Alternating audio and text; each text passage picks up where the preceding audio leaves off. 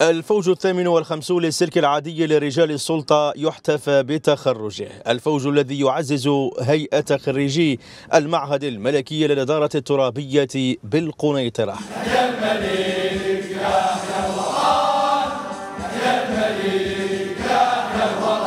24 شهرا من التكوين قضاها حماة الوطن هنا، تميزت بملائمة منظومة التكوين مع متطلبات العمل اليومية. هذا المعهد العتيد الذي مفاتيح ينجب العديد من نساء ورجال السلطة منذ تأسيسه سنة 1964 من طرف المغفور له جلالة الملك الحسن الثاني طيب الله ثراه، بغية تأهيلهم لتحمل المسؤولية داخل مختلف عملات وأقاليم المملكة، وكذا مختلف المديريات المركزية بوزارة الداخلية وفق المفهوم الجديد للسلطة. الانتقال من المتدرب الملاحظ إلى المتدرب الفاعل، والبناء التدريجي للشخصية القيادية كخيط ناظم، ثم ترسيخ فكرة الوقوف اليومي على سير المشاريع التنموية وتعزيز سياسة القرب وخدمة مصالح المواطنين، مبادئ أساسية يتعلمها المتدربون لتعزيز المسار التنموي ببلادنا.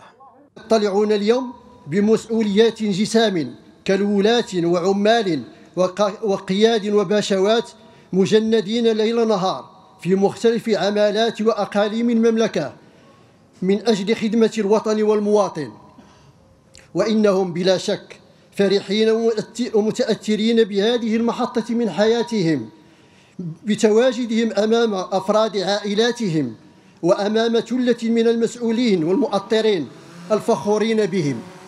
كما أعبر عن تقديري لما تعرفه منظومة التكوين بالمعهد الملكي للإدارة الترابية من تحديث متواصل من خلال تطوير مناهج التدريب والتأطير والحرص على تعزيز الطاقم التربوي والمدني والعسكري بكفاءات وخبرات جديدة تساهم في دعم وتنمية القدرات المعرفية للمتخرجين وتجسيد سياسة القرب بالإدارة الترابية.